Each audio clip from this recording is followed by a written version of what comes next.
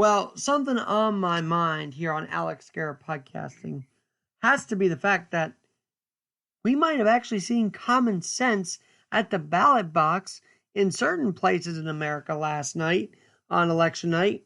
And someone who loves to champion common sense, if you will, Richard V. Battle, is with me tonight once again. He is the author of Navigating Life's Journey, Common Sense in Uncommon Times. He's very well connected in Texas, and he's following the political scene. But is it wrong to say, Richard, that common sense prevailed in not only Virginia, we'll start there, but also Minneapolis, where they said, yes, keep the police department? No, I don't think it's uncommon to say common sense prevailed last night at all. I think that's what shocked so many of the so-called professionals who were trying to steer people to predetermined outcomes, was that the voters took it upon themselves to look past the media and see what the real issues were and vote with common sense. And were you shocked? Well, I wasn't shocked, because it's interesting to me that our political class lives, and the way I say it is, we're governed by career politicians in Washington, for career lobbyists in Washington, executed by career bureaucrats in Washington, and protected by career media in Washington. And they have the game so set up that most of the time they can steer people to do what they want. But because of the mask and vaccine mandates that we've gone through, I think people have all of a sudden become more alert, started paying more attention, and they saw through the propaganda and saw the differences in candidates and which ones were the common sense candidates versus which ones were the professional politicians. We'll get to New Jersey in a minute, because I don't know if the recount's coming. It might. But you just mentioned the vaccine mandates and the mask mandates. Richard, is it offbeat to say that if the lockdowns weren't as extenuous on the American, the average American, people wouldn't mind taking the vaccine? But because of the strenuous lockdowns and the ongoing, seemingly never ending, they got tired of it, and they felt that it wasn't the vaccine as much as it is control, right? Well, I think it's control. There's been a lot of confusion, and people see that there's a lot more political influence versus medical science. When certain parties say follow the science, what they're really saying is follow the political science. That's the only science they believe in. Everything else is just a tool to help the political science work in their favor. Now, I know that you deal with litigation and whatnot. Have you, in Texas and in Austin, actually, you said that they voted to keep the police, but have you seen litigation against sort of the liberal parts of Texas that we don't normally see?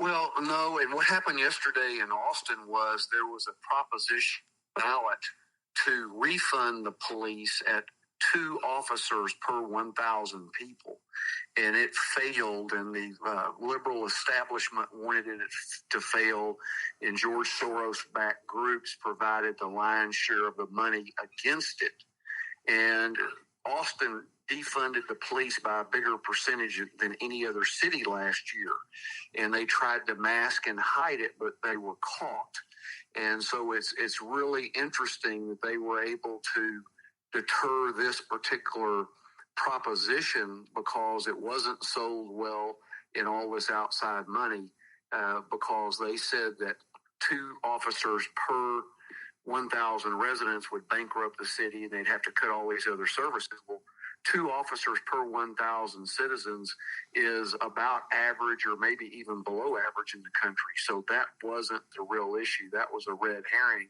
that was used.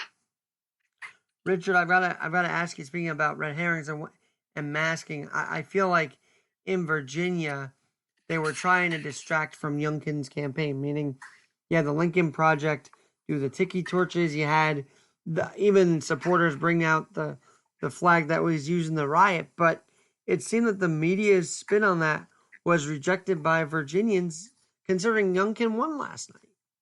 Well, yes, and I think what's even more amazing is the lieutenant governor who is a first-generation American. She was from Jamaica, joined the Marine Corps before she became a citizen. She's a black woman, a conservative, and she won as lieutenant governor. And you didn't see much about that race because the opposition to Youngkin used race to try to defeat him. And if they would have brought the lieutenant governor candidate into the discussion, it would have accused the Republicans of being racist since they had the black candidate on the ticket. Exactly. And the Democrats don't want any of that to be shown, as we've seen time and time again. But I've got to ask, is this a comfort, knowing what happened last night, and even knowing the challenge Murphy has gotten in New Jersey by Chittarelli? Is there a comfort to regular Americans tonight that, yes, 2022 could be salvageable, that there could be some movement to common sense? Well, yes, absolutely, because there's been a groundswell of people becoming more involved in exercising their citizenship the last few months, and we see it at school board meetings across the country. And this will feed that fire and inspire people that, yes, we can make a difference. And what I tell people, because they say, gosh, there's so many things going on, I can't make a difference. And so I tell them, none of us can make a difference everywhere. Pick out one area that you really are passionate about and help and volunteer in that particular area. And if enough citizens do that across the country, the common sense people will prevail, just like we did yesterday. Talking with Richard V. Battle, and Richard, always love having you, by the way. Second time on, and you've got this positive outlook. And I have to ask you, in the political sphere, how do you stay so positive? Because the cycle could bring you down fairly quickly. Well, obviously, if we lose, it's disheartening, just like it is anything else. But I try to keep a bigger picture, a longer term. I have a faith in a creator who I believe has this game figured out, and the ending is known. And so that and trying to keep a longer perspective is better. And the analogy I use, it's like watching the stock market. The stock market goes down 500 points today. It makes you feel bad about today. But if you back up and look at a longer period of time, a year, 2 years, 5 years, etc., the longer perspective you look, the less dramatic today's loss looks. And so it's the same thing with our life. If we back up and look at longer term perspective, there's a lot more positive to look at than negative. I want to ask you about, and that is just so true, and I feel like I have to remind myself of that too, in the nitty gritty of it, right? Like even in a campaign, you lose sight of that, don't you? Well, yes, because that's what the media and the politicos want us to do. They want us to focus on now. Forget our past successes in history. Forget the future. Focus on right now. And if we do that, if we just watch the news today for hours, we're going to be depressed because there's nothing but discouragement and disheartening type news. And we have to ration our intake of that and keep things in their proper perspective to keep a good, positive, long-term outlook. And so how do you do that? Because I know you coach people literally on common sense. It's one of the features you've invested in. So how do you coach people through this and help them see the common sense, help them see the positivity? Well, and one of the things you asked when we first connected this evening, I just launched a new book last week, Life's Daily Treasure. It's 366 doses of hope, optimism, personal growth, and encouragement. And basically, I have material for every day of the year. Takes a minute or two to read, but there's 3 quotes of inspiration and motivation based on 31 subjects. Every day of the month has a different subject, like encouragement or grace or love or heart or honor. And then I'm sick and tired last year of people bashing the country. And so I have 3 listings that are positives about the United States, historical figures, birth dates, and then anniversaries of American successes, because the people who are tearing the country down have never done anything to help create or build. They just try to destroy. And I think we need to go back and recognize and reclaim our heroes. None of them were perfect, but we need to appreciate the positive things they did that contributed to the good life we live today. Well, I don't want to give the book away, so I'm not going to ask you what three positives of America, but could you give us a little taste? Well, yes. And for example, today's November 3rd, and today's birthday is Stephen F. Austin, the founder of Texas in 1793. 1952, Clarence Birdseye markets the peas. And we kind of laugh about that today, but if you think back about how food was 70 years ago, that was a big thing, having a frozen package of food that you could take out of your freezer and heat up for dinner versus having to prepare food different ways. And the national day today is National Housewives Day. And some of the listings are humorous, but others, like we see the birthday and the anniversary, are very important for us to remember the bricks that were placed to build our country over these years. You know, you talk about positives, and I mean, we can't not talk about George Washington in that moment. And people don't realize, I'm sure you do, that in his will, he said, free the slaves, remember? And to me, people don't want to think about how he actually took the time to do that, to recognize, yes, slavery was wrong. Well, yes, and of course, it's such a complex issue, and it was divisive at the time of the Declaration and the Constitution, and the only reason it was permitted to stand was that was the only way that the colonies would come together to fight the British for independence. If they would have insisted on that purity at the moment, then we'd still be part of Britain today. I know Juneteenth actually revolves around Texas, Galveston, as a matter of fact. And to me, it's a day worth honoring because that's when the last of the slaves were freed. But do you feel like they're honoring it for a different reason? I didn't mean to go down this path, but now I'm just curious your thoughts.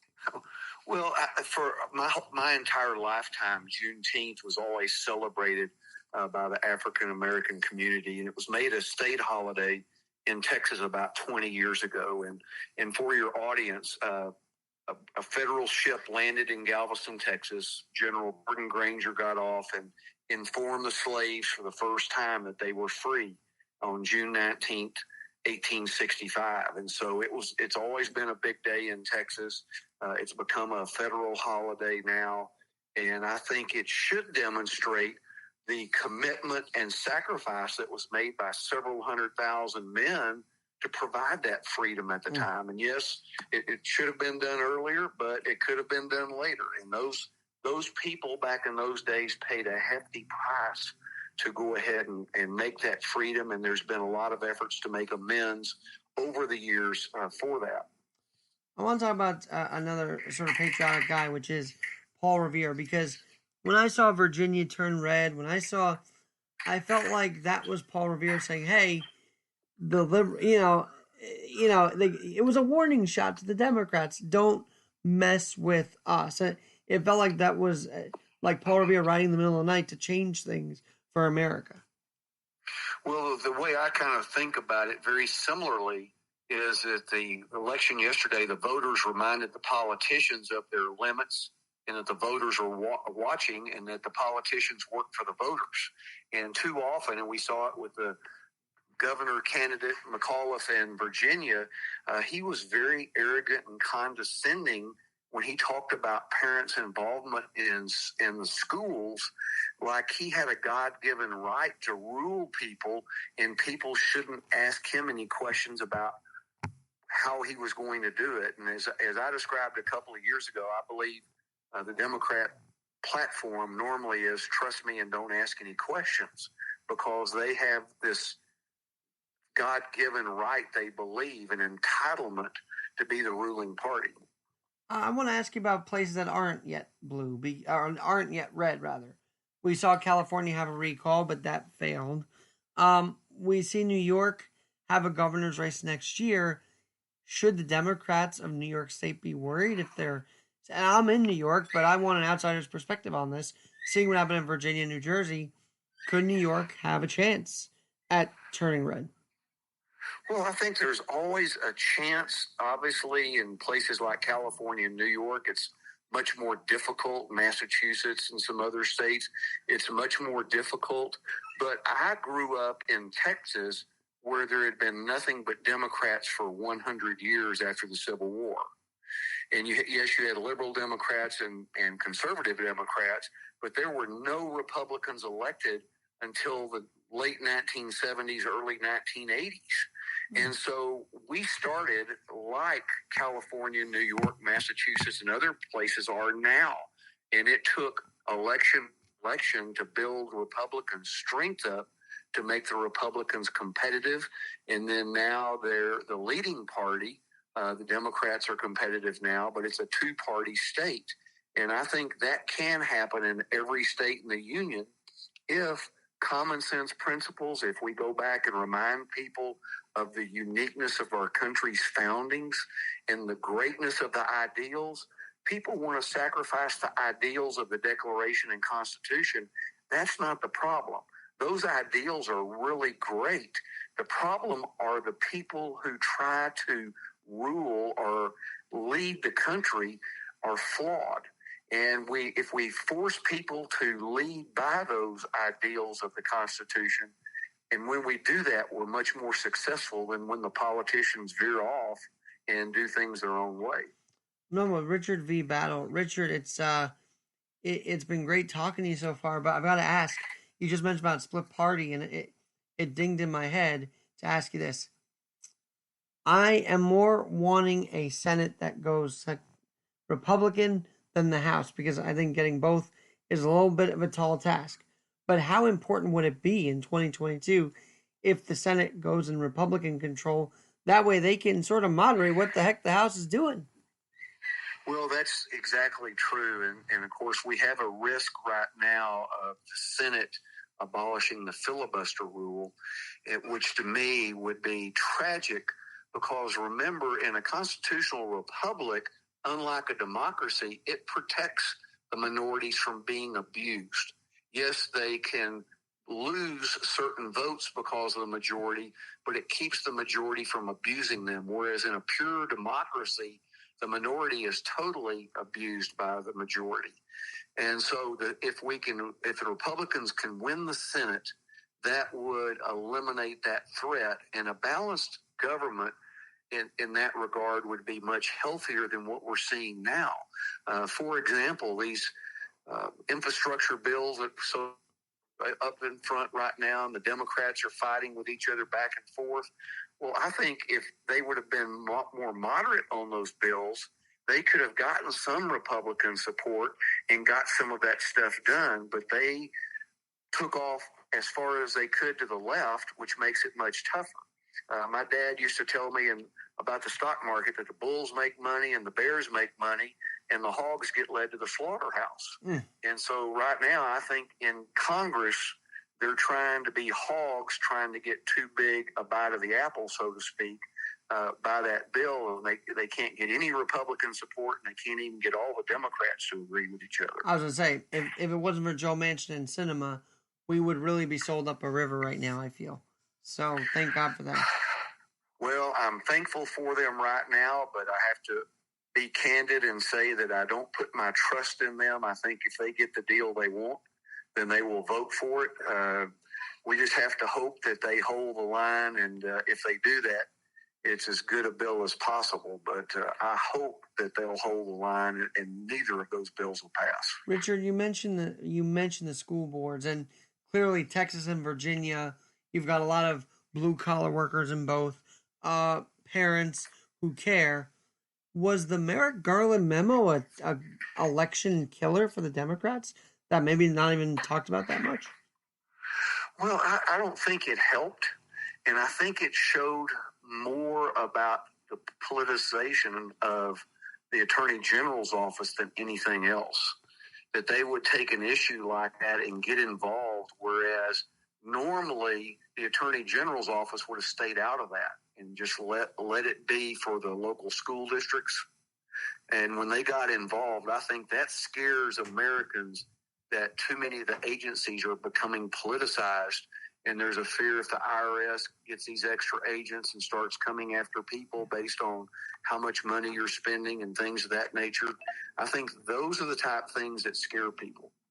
Richard, I've got to ask you, what do you do when you're not focused on politics? Like, how do you spend your days? Because I never asked that the first time around. I'm curious. You're a writer. You're a motivational speaker. And obviously politics isn't on your brain all the time, right? Well, no, not at all. And I have several other interests, including sports, including practicing my faith, including family, including trying to help people with motivation through interviews like this, speaking, writing, other types of things, because I think that I've had a lifetime of experience, practical experience, not theoretical experience, that I try to share with people so that they can look at it and say, wow, if I can learn from Richard's failure or success, then I can experience success without having to experience a failure, for example. And I get a great joy out of every time I hear of someone who says, hey, I appreciate that idea. It helped me where I'm at. Tell me your story then, because we touched on it a little bit, but how did you get so invested in common sense to write about it?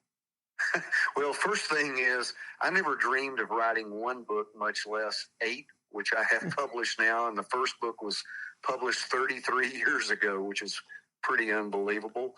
And as I kidded my high school classmates at a reunion, my English teacher would have said she couldn't have believed I read a book, much less wrote one.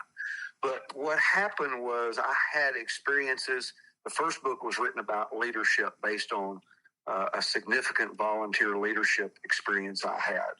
And the second book was written about the loss of my son, who in the faith and the provision of God helping me get through that, for example. And all 8 of them, which can be seen at richardbattle.com or Amazon or other booksellers, all of them have unique stories of why I put that out, trying to help with particular ideas to share with people. And remind us the website one more time, because I'd love people to go to it. It's richardbattle.com. richardbattle.com. Well, Richard, this has been a true pleasure to have you back on. You're always, your voice, you've got a very cheerful mentality about you, a hopeful one, and a very, like, as a friend would say, idealistic. And I think we need more of that to keep us around as a country, if you will. Well, yes, and I've not succeeded at everything, but I believe that we can't achieve anything positive with a negative attitude. And so we have to start with our attitude. And then there's opportunities for us to do bigger and better things and grow and enjoy life. And that's what we're all here for. And if I can add to anybody's enjoyment of life and fulfillment of life, I've achieved my mission. Well, I think people just hearing your positivity is going to help that. And I know it was years ago, but my condolences about losing a son. That can't be easy to even write about. No, and I did not write that originally as a book. It was my journals, and I shared it with a family in church who had a son they lost 5 months after I lost my son, and they encouraged me to put that into a book and share it with other people. And so that was the genesis of that. Do you feel that, while I have you, do you feel that people tend to just keep that all bottled in? And would your advice be not to bottle those hardships in anymore, that just let it out and let people, be motivated and inspired even from those stories too? Well, yes, because when you have a loss like that, people don't know what to say to you. Their heart goes out to you. They don't know what to say. Sometimes they don't say anything, and I did that once when I had a cousin who lost her son. I didn't say anything to her, and this was before I lost my son. And then sometimes people will reach out and say something well-meaning, but it's not helpful. And so I was trying to share for people who may have a loss, here's what I experienced, here's what helped me get through it. And if any of this can help you, then it would enhance and add impact to my son's life. Well, Richard, God bless you, and thank you for, again, joining us, and I'd love to have you back on for more conversation. My pleasure, Alex. It's great to be with you, and better days are ahead, and God bless America. God bless the USA. God bless America. I'm Alexander Garrett. We're always adapting. We're always trying to better this country, and folks like Richard Battle are in this fight too, and I love that. So stay tuned to Alex Garrett Podcasting for so much more.